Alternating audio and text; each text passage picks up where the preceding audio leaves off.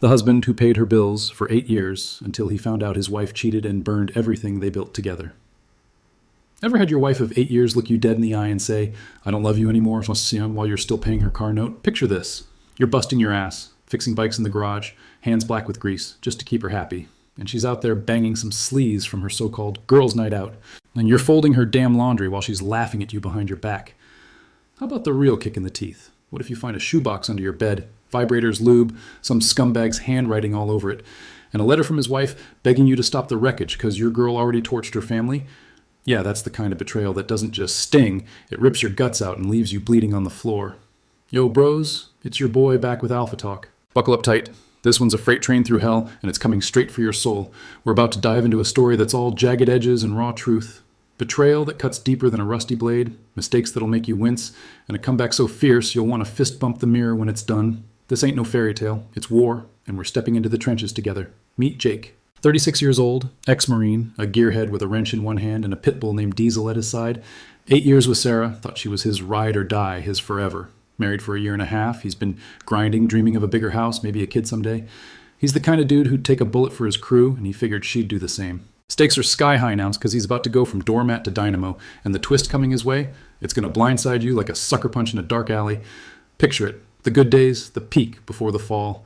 Her laughing, arms wrapped tight around him on his Harley, hair whipping in the wind as they tear down some back road. The engine's roaring, Diesel's barking from the garage when they roll up, and Jake's grinning like a fool because he's got his girl, his dog, his bike. Life's locked down, right? That's the high point, the snapshot he holds on to. But the cliff's coming, and it drops hard. She's about to turn his world into a smoking crater, and he's got no clue the countdown's already ticking. This is where it starts, bros, where the rubber meets the road and the road turns to ash. Jake's about to learn what happens when you trust too deep, when you ignore the smoke till the flames are licking your boots. Stick with me. This freight train's just pulling out of the station, and it's going to hit like a ton of bricks. Jake's living the dream, bros. 8 years deep with Sarah, and he's got that grin plastered on his face, the kind that says he's found his spot in the world. Picture him wrenching on his Harley in the garage, grease streaking his forearms, Diesel sprawled out on the concrete, chewing a rawhide. Sarah's there, leaning against the workbench, sipping a beer and tossing him a smirk. "You're my rock, Jake," she says, and it lands like gospel in his ears. Bar nights are their thing, her laughing too loud at his dumb jokes, him slinging an arm around her like she's the prize he fought for. Harley rides on weekends, her hands locked around his waist, the open road stretching out like it's theirs forever. He's saving up, stashing cash for a bigger place, maybe a 3-bedroom room for a kid someday. In his head, it's crystal clear. This is it, man. My forever. She's the one. They've got history, too. 8 years isn't a fling. It's a damn foundation. Met her at 28, fresh off his last tour with the Marines, still wired from the chaos. She was a bartender then, all sass and sharp edges, pouring him a whiskey and calling him out for staring. "What's your deal, soldier boy?" she'd said, and he was hooked. Fast forward, and they're tight as hell. She moves into his place, a little 2-bedroom with a sagging porch and a fridge that hums too loud. He fixes up the Harley. She paints the walls some girly blue color he pretends to hate but secretly digs. Nights are them on the couch, her feet in his lap, Diesel snoring at their feet, some crap action flick on the TV.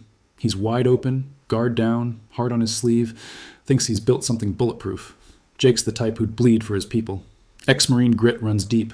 Loyalty's his backbone.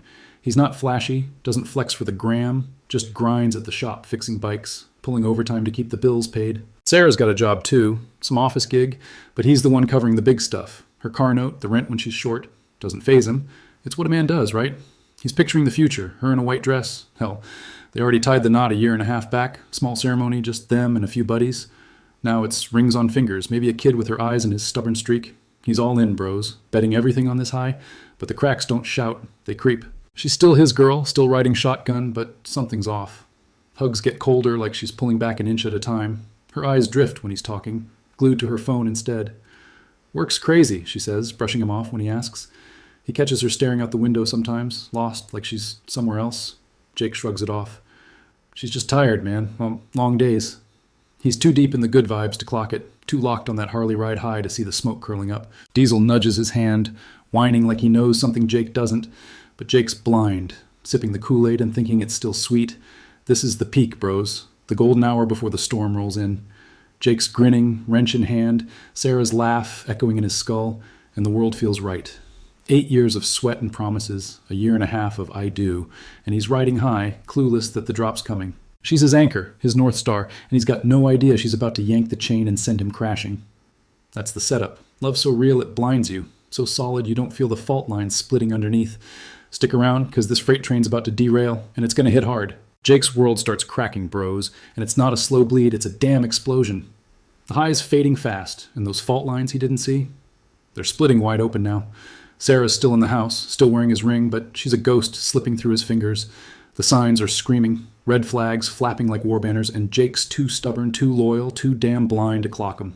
This is where it all goes to hell, and it's a slow-motion car crash you can't look away from. Ignored red flags. It starts small but piles up quick. Her phone's locked now. Used to be he'd grab it to order pizza, no big deal. But now it's Fort Knox, passcode and all. "Privacy, Jake," she snaps when he asks, and he backs off, hands up like he's the one who's wrong. She's dodging him. Kisses turn into quick pecks, then nothing. Her turning away in bed with a mumbled, "Not tonight." Months go by, and intimacy's a memory. He's staring at the ceiling, sheets cold, wondering what he did. She's out late too. "Girls' night," she says, rolling in at 3 a.m, reeking of some floral crap that ain't her usual. Jake's gut twists, a knot tightening, but he shoves it down. She's just blowing off steam, he tells himself, pacing the kitchen while Diesel watches him like he's a fool. Then the fights kick in. Petty, jagged little bombs. "Why's the trash still here, Jake?" she barks, even though it's her turn. He bites his tongue, hauls it out himself, keeps the peace. She's picking at him. His job's not a career, his bike's too loud, his dog's a mess. He laughs it off, shrugs, but it's chipping away at him. She's gone all night sometimes, phone off, excuses thin as paper. Traffic. Dead battery. Lost track of time. He's pacing again, 2 beers deep, staring at the clock. Midnight, 1, 2. Diesel's growling at the door when she finally stumbles in, eyes glassy, and Jake's asking, "You good?" She nods, brushes past him, and he's left standing there, doubt gnawing his bones. Is it me? Am I losing her? He thinks, clinging to the ghost of who she used to be. Classic nice guy mistakes. Jake's playing the good guy, bros, and it's screwing him 6 ways to Sunday. He's bending over backwards, cooking her dinners, steak and potatoes, because she likes it, even when she barely touches it. Her car note's late. He covers it. Rent's short. He's got it. She snaps at him. "You're hovering, Jake." And he's the one saying sorry, like he's the problem. She mocks him. "Fixing bikes? What's that going to get us?" And he forces a grin, lets it slide, thinking it'll keep her close. Anniversaries roll by, 8 years together, a year and a half married, and she forgets, flakes on plans, leaves him sitting at the bar alone with a warm beer. He forgives her every damn time, chasing the good old days like a dog after a bone that's already buried. He's avoiding the truth, too scared to face it. She's pulling away, and he's doubling down, buying her flowers, fixing her leaky sink, telling himself it'll fix them. She's stressed, he reasons, works rough. He's the nice guy, the fixer, the one who doesn't rock the boat, and she's walking all over him. Disrespects the cycle now. She takes, he gives, she sneers, he swallows it. He's losing himself, piece by piece, and he doesn't even see it. The confession. It all blows up one night, a screaming match that shakes the walls. "You're smothering me, Jake," she yells, slamming a glass on the counter so hard it cracks. He's had it. 8 years of loyalty, a year and a half of vows, and she's spitting in his face. "What's going on, Sarah? Talk to me," he shouts, voice raw. She freezes, eyes cold, then lets it rip. "Yeah, I slept with him. So what? Girls' night wasn't wine and gossip. It was her and some gym bro named Chad screwing around while Jake was home with Diesel. He's floored, legs shaky. 8 years, Sarah. 8 years, he says, voice breaking. She shrugs. "You're boring, Jake. I needed more." It's a knife to the chest, twisting deep. But here's the kicker. He doesn't kick her out. Nice guy Jake begs her to stay, voice cracking. "We can fix this. Therapy, whatever you want." She smirks, stays in the house, keeps the bed, and he's on the couch, Diesel curled up beside him, wondering how he's still breathing through the ash of his world. Manipulation and emotional control. Sarah flips the script. Bros, she's a pro. Tears come fast. "I was drunk, Jake. Don't you care about us?" And he's hooked, guilt sinking its claws in. She's crying, mascara streaking, and he's wavering, second-guessing himself. "Think of the kids we could have had," she says, leaning on his dream of family, and it's a gut punch. He's picturing a little girl with her eyes, and he's stuck. Chad's still texting her. Jake sees the screen light up. "Miss you, babe?" and says nothing. She's got him trained, pulling strings like he's her damn puppet.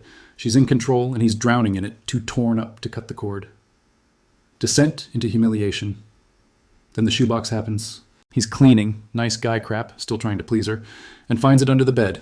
Vibrators, lube, a folded letter, and some dude's scrawl. He opens it, hands shaking. "She ruined my marriage. Please stop her." from Chad's wife, a woman he's never met, begging him to end the chaos. Diesel's growling, hackles up, and Jake's staring at this filth. Proof she's been playing him for months, maybe longer. 8 years torched for a scumbag's toys. Sarah walks in, catches him holding it. "It's not what you think," she yells, but it's everything he feared. He's shaking, rage boiling him, voice low. "Get out." She doesn't. Stays, cries, guilts him more, and he's back on the couch, her stuff still cluttering his space. She's out with Chad again that night, and Jake's at rock bottom. Fridge empty except for beer and regret, Diesel nudging his hand, the house a tomb. He's humiliated, broken, but the ember's sparking. Rage is brewing, and he's done being her fool. Jake's done bleeding, bros. The ember's afire now, and he's ready to burn it all down, starting with the wreckage Sarah left behind. 8 years of loyalty, a year and a half of vows, and she turned him into a punching bag. No more.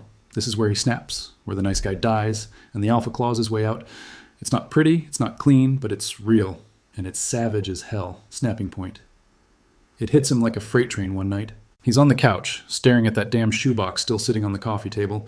Vibrators, lube, Chad's wife's letter mocking him from the shadows. Sarah's out again, probably with that gym rat clown, and Jake's gripping a beer so hard the bottle creaks. Diesel's pacing, whining like he's saying, "Get up, man." Something cracks inside him. 8 years of her crap, her smirks, her "you're boring" echoing in his skull. He's shaking, fists clenched, heart a war drum. "Weak? Nah, I'm done," he growls to the empty room. He storms to the bedroom, yanks her drawers open, clothes, makeup, all her junk, and starts tossing it. "Get out," he roars, even though she's not there. He's a tornado, ripping her out of his life. Her crap lands on the lawn, dresses, shoes, that floral perfume he hates now, piling up under the porch light. Locks click by sunrise. He's changed them, key in his pocket. She rolls up at dawn, bleary-eyed, and finds her world in the grass. "Jake, what the hell?" she yells, banging on the door. He opens it a crack, eyes steel. "You're gone. Take your trash and bounce." She's stunned, mouth flapping, but he slams it shut. Inside, he's shifting. Her venom's fuel now, not chains. "Weak? Watch me," he mutters, and the fire's lit. Action unleashed. First move, the bank. Joint account's been her playground. He freezes it cold. She's cut off. No more dipping into his cash for Chad's cheap thrills. He calls the shop, tells him he's taking a day, and hits the pawn shop next. Her leftover junk, some earrings she forgot, a purse she bragged about, turns into a stack of bills. He swings by the butcher, grabs a fat ribeye for Diesel, and they feast that night, him cracking a beer, Diesel gnawing like a king. "We're good, boy," he says, and the pit bull's tail thumps the floor. Jim's next, 5 a.m, every damn day. He's there before the sun, sweat pouring, purging her from his system. 20 pounds of fat melt off, replaced by muscle. Shoulders broad again, arms like steel cables. He's grunting through deadlifts, mirror reflecting a man he hasn't seen since the Marines. "You're back, bro," he tells himself, wiping sweat with a grin. No more soft edges. He's carving himself into something untouchable. Payback's a twist he didn't plan but damn well enjoys. Chad's a fraud. Fake trainer running scams, preying on desperate housewives. Jake's buddy at the shop knows a cop, and Jake drops a tip. "Check this clown's business." Next week, he's driving by the gym, sees the flashing lights, cops cuffing Chad mid-workout, hauling him out in his tank top. Sarah's broke now. No sugar daddy to fund her nights. Jake doesn't gloat, just nods to himself. Checkmate, asshole. The real rise kicks in with the hustle. His side gig fixing bikes? It blows up. Word spreads. Jake's the guy who'll get your ride purring like new. Cash flows in, steady and thick. Boys' night rolls around, and he's not the ghost sipping in the corner anymore. He's the king, boots up on the table, beers raised to him. "To Jake, the man who don't fold," his buddy roars, and the crew cheers. He's grinning, Diesel at his feet, untouchable now. No begging, no regrets, just reborn. Final awakening. Sarah's dad calls a week later. Old man's voice rough but real. "She's a mess, Jake. Screwed up bad. You did right getting out." Now, even her own blood is siding with him, and it lands heavy. Jake's at the kitchen table, divorce papers spread out, pen in hand. He signs, clean break, no looking back. Lawyer's got it handled. He's free by month's end.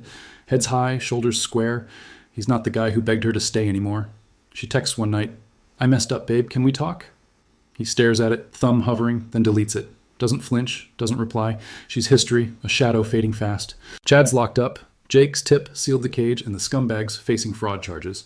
Sarah's alone, broke, probably crashing on some friend's couch, but Jake's past caring. He's in the garage, wrenching on a client's bike, Metallica blasting, Diesel sprawled out chewing a bone. The fridge is stocked. Beer, steak, none of her diet crap. This is his turf now, his rules. He takes the Harley out that weekend, just him in the road. Wind's howling, engines growling, and he's flying free. light, like the weight's finally gone. Pulls into a bar after, grabs a whiskey, and some chick at the counter smiles his way. He nods back, cool as hell, but doesn't chase. He's not hunting yet, just soaking in the wind. 8 years of chains, a year and a half of lies, and he's shed it all. Jake's not broken. He's forged, bros. A man who took the hit and turned it into iron. This is the rise, the real deal. No fairy tale crap, no bending for her tears.